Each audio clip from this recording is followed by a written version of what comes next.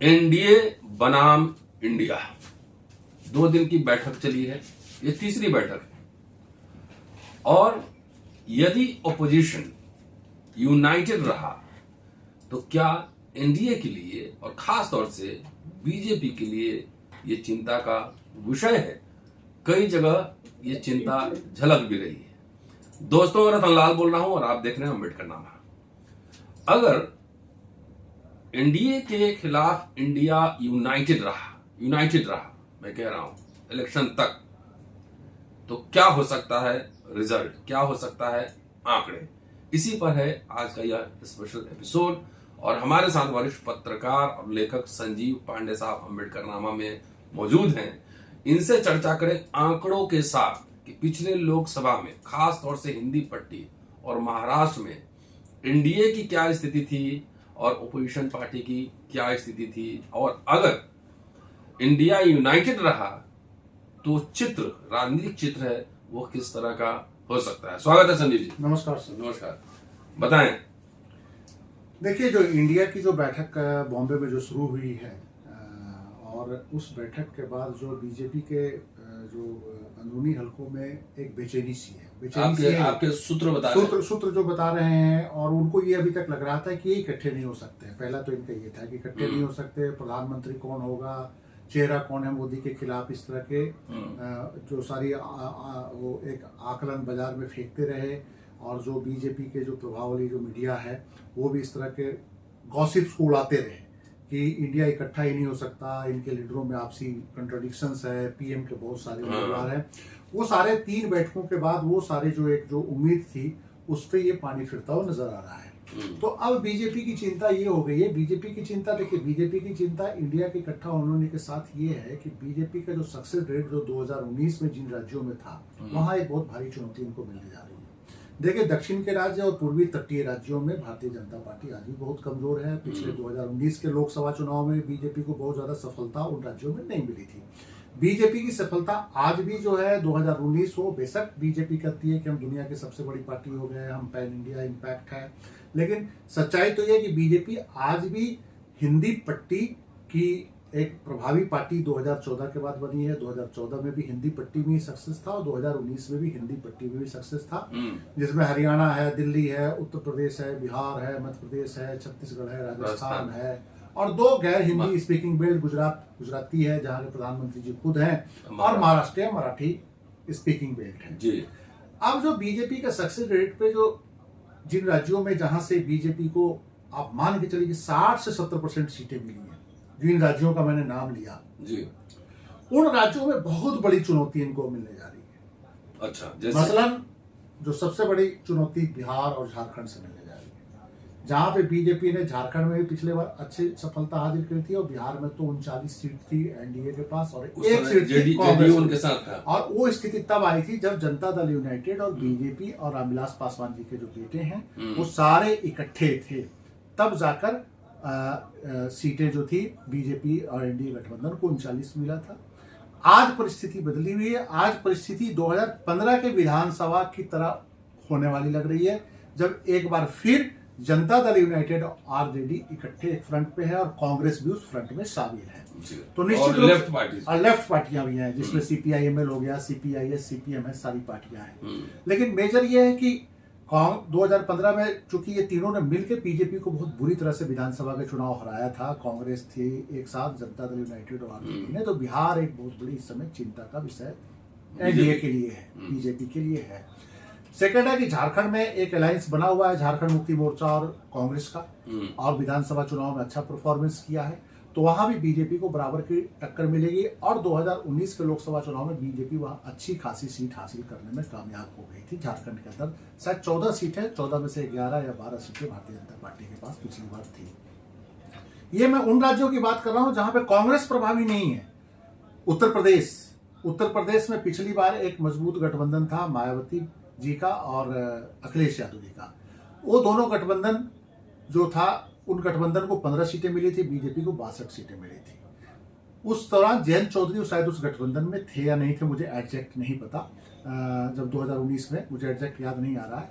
लेकिन अब ये शेप जरूर ले रहा है कि कांग्रेस, सपा और जयंत चौधरी आ गए हैं। जयंत चौधरी को लेकर तमाम आशंकाएं जाहिर की जा रही थी, क्योंकि Delhi services bill pay voting के दौरान वो एब्सेंट थे, तो लग रहा था कि बीच बीच में ये भी उनके पार्टी के ही सूत्र बता रहे थे कि अमित शाह जी लगातार उन पे दबाव डाले हुए थे कि आपको हम 3 से 4 या 5 सीटें दे देंगे। 3 सीटों देने के लिए शायद राजी थे, जयंत चौधरी 5 सीट मांग रहे थे, लेकिन अब वो क्लियर हो गया कि जयंत चौधरी उस कैंप में नहीं जा रहे हैं और वो जो अपोजिशन का इंडिया के कैंप में वो हो गए, खुला रूप से आ गए और उन्होंने घोसी उपचुनाव में अपने सारे पार्टी के नेताओं को भेजा है कि आप मुलायम सिंह की पार्टी जो कैंडिडेट है उनको सपोर्ट कीजिए। तो ये तो वो राज्य है। महाराष्ट्र एक मेजर ऐसा स्टेट था जहां पे 4 सीटें यूपीए के पास थी और 48 में से और बाकी 44 जो थे एनडीए के पास था, जिसमें उस समय ये 44 सीटें भी कैसे आई थी, उस समय शिवसेना इनके गठबंधन में। तो अब शिवसेना इधर है। शरद पवार को लेकर तमाम क्वेश्चन उठ रहे हैं कि शरद पवार बीच में अजीत पवार को लेकर सॉफ्ट हो जाते हैं, अजीत पवार भाजपा गठबंधन में चले गए, फिर शाम को बदल जाते हैं। लेकिन कुल मिला के कल की जो मीटिंग में जिस तरह से आए हैं, तो वो ये भी क्लियर हो रहा है कि शरद पवार जो है बुढ़ापे में शायद मुसलमान ना बने और वो जो है इंडिया के साथ ही रहें। और शरद पवार, शिवसेना और कांग्रेस अगर इकट्ठे होकर लगी तो वहां बीजेपी को बहुत परेशानी। तो बीजेपी को ये राज्य जहां सबसे ज्यादा सफलता 2019 में मिली थी, उन राज्यों में बीजेपी का अपना ही उनके सूत्र बताते हैं कि अगर ये ढंग से लड़ गए तो एक तो अपोजिशन का वोट यूनाइट होगा, और दूसरी सबसे बड़ी बात है कि जो बीजेपी के फेल्योर है, महंगाई के फ्रंट पे जो फेल्योर है और तमाम चीजों पे फेल्योर है, और जो तमाम चीजों पे फेल्योर है, वो सारा इकट्ठा होके कहीं उसको भारतीय जनता पार्टी को बहुत अगर आधा सीट भी अगर नुकसान हो गया तो मेजर लॉस। अगर आधा सीट भी नुकसान हो गया तो आप मान के चलिए कि 180-190 सीटें इन राज्यों से है, बीजेपी सीधा 100 पे आ जाएगी। अगर राजस्थान मध्य प्रदेश और छत्तीसगढ़, हिमाचल में चलिए 4 सीटें हैं।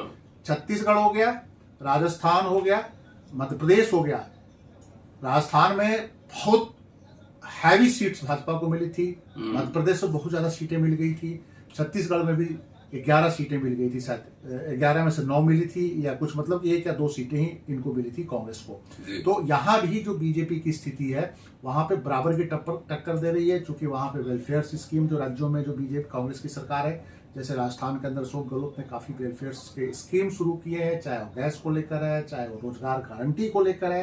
पहला स्टेट बना है जो रोजगार की गारंटी देने को लेकर कॉन्स्टिट्यूशनल राइट बना दिया। हेल्थ केयर का जो है 20 लाख 25 लाख तक लेके गए हैं वो। और सेकंड ये है कि जो महिलाओं को 500 का जो गैस सिलेंडर है, जो मोदी जी की जो सबसे बड़ी विफलता है कि 1200 रुपए 1100 रुपए गैस सिलेंडर जो किया, और जिसके कारण अब इनकी उसकी गर्मी महसूस होने लगी है, तो 200 रुपए अभी उन्होंने सस्ता किया है।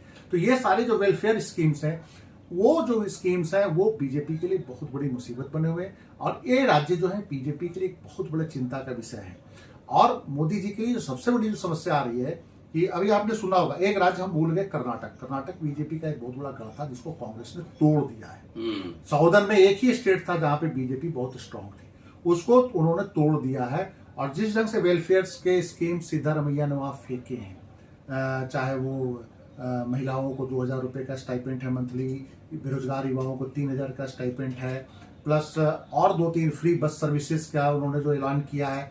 तो ये जो वेलफेयर का जो स्कीम है, इसको लेकर बीजेपी की बहुत परेशानी है। और प्रधानमंत्री के बारे में आज ये पता नहीं कि किसी कांग्रेस के लीडर ने जानकारी दी, अखबारों में मैं पढ़ रहा था कि प्रधानमंत्री जब बेंगलोर गए तो उन्होंने सिद्धारमैया को मना किया था कि हमसे वो लेने ना आए, प्रोटोकॉल में ना आए।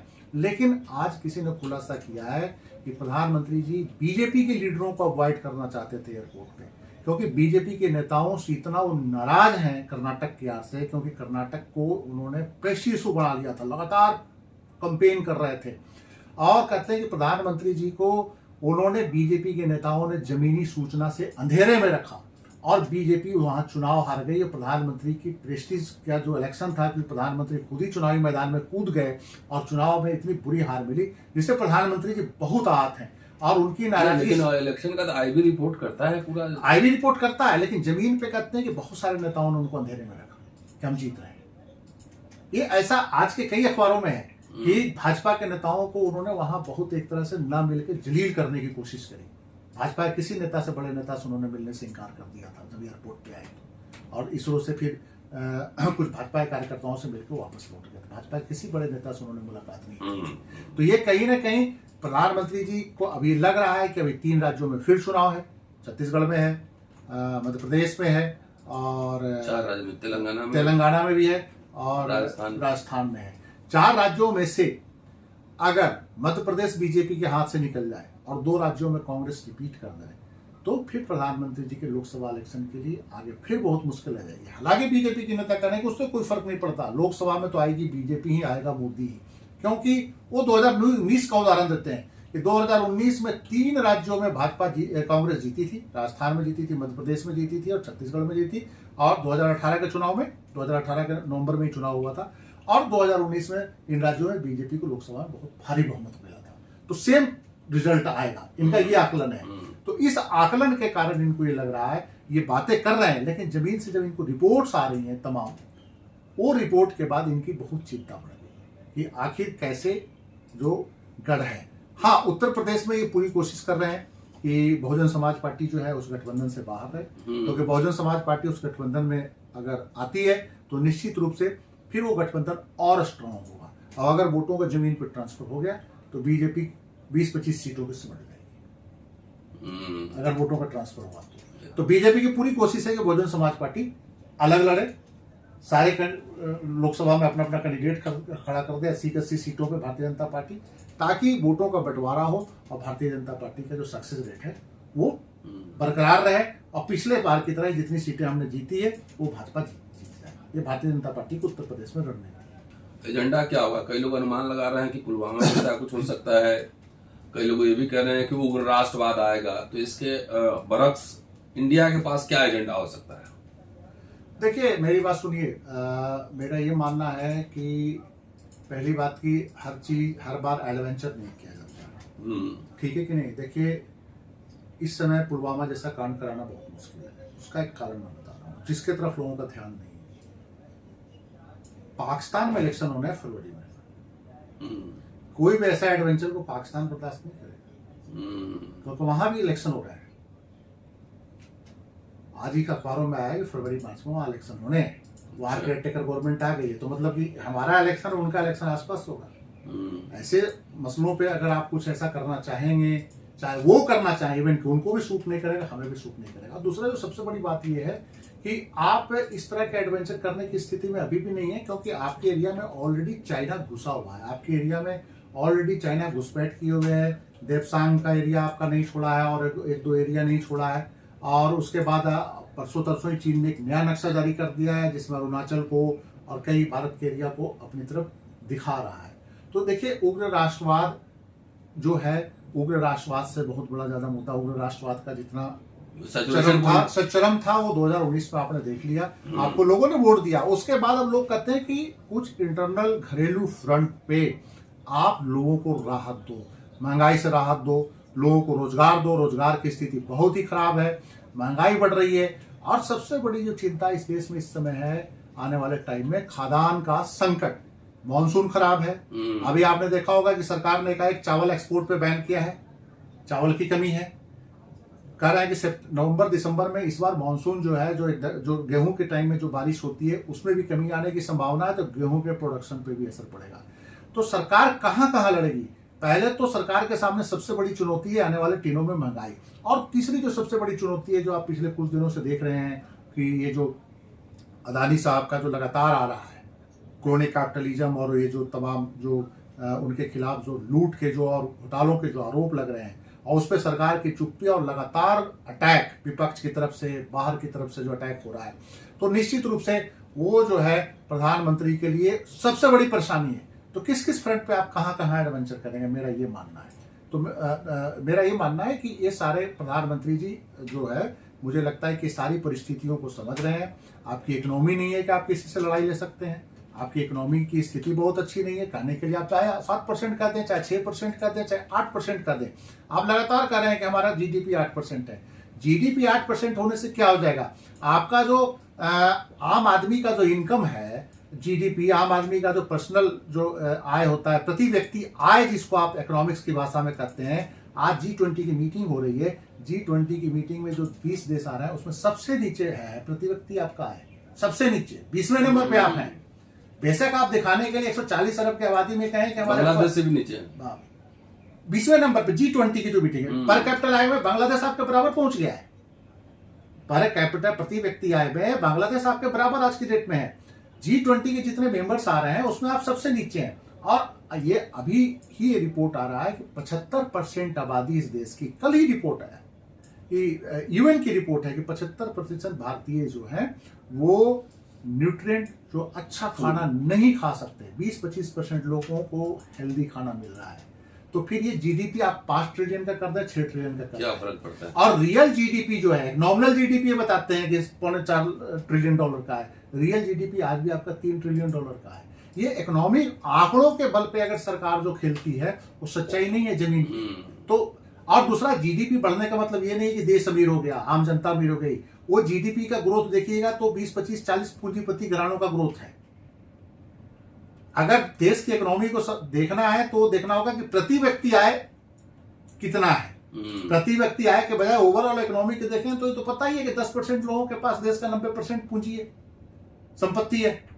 तो ऑक्सफोर्ड का रिपोर्ट आता हाँ, तो फिर मेरा ये मानना है कि इससे कोई बहुत ज्यादा फायदा नहीं। जमीन पे लोगों को पता है कि हालात क्या है, रोजगार नहीं है, बेरोजगार नहीं है। आप एक पोस्ट निकालते हैं, 10,500-700 बिहार में पेपर हो रहा था टीचर्स का। भगदड़ मची है। आप उत्तर प्रदेश से जाओ, जो उत्तर प्रदेश में लगातार दावे हो रहे हैं कि रोजगार के बड़े अवसर पर है, वहां मैक्सिमम बिहार में पहुंचे हुए थे, क्योंकि बिहार ने इस बार शायद स्टेट का और डोमिसाइल का जो कंडीशन था उसको एबॉलिश कर दिया था। दूसरे राज्यों के प्रतिभागियों को भी भाग लेने के लिए अनुमति दी थी कि टीचर्स का स्टैंडर्ड घट रहा है तो दूसरे राज्यों के लोगों को भी भाग लेने। उसमें आप देखिए कि उत्तर प्रदेश से पूर्वी उत्तर प्रदेश पूरा बिहार में भरा पड़ा था इस समय पेपर देने के लिए, और लाखों लोग मतलब पेपर देने के लिए पहुंचे। कुछ मतलब कितने टीचरों के शिक्षक होंगे, 1000 होंगे, 2000 होंगे, 10,000 होंगे, उसके लिए लाखों लोग वहां पे पहुंचे पेपर देने के लिए। इससे पता चलता है कि देश में बेरोजगारी का आलम क्या है। इंडिया के पास क्या एजेंडा होगा? देखिए, इंडिया के पास अभी तक, देखिए बहुत, मैं एक सिंपल सी बात कर रहा हूँ कि इंडिया के पास अभी ईमानदारी से कहिए तो एक एजेंडा है कि मोदी जी हटाओ।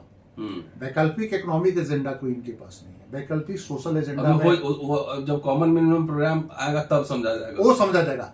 तो अभी भी देखिए एक चीज और भी है। कल भी बात हो रही थी कि जैसे अदानी का जो सारा मसला आ गया, अदानी के मसला पे राहुल गांधी का प्रेस कॉन्फ्रेंस हुआ, बाकी छोटी पार्टियों ने अभी चुप्पी साध रखी थी जो इंडिया के अंदर है। जबकि अदानी को लेकर एक स्टैंड क्लियर करना चाहिए, कॉर्पोरेट लूट को लेकर रीजनल पार्टियों को भी अपना स्टैंड क्लियर करना चाहिए, और वैकल्पिक आर्थिक एजेंडा देना चाहिए। बेरोजगारी के लिए वो क्या करेंगे, महंगाई के लेवल पे क्या करेंगे, और थर्ड ये है कि ये जो कॉर्पोरेट लूट हुआ है तो इसको कैसे कंट्रोल करेंगे।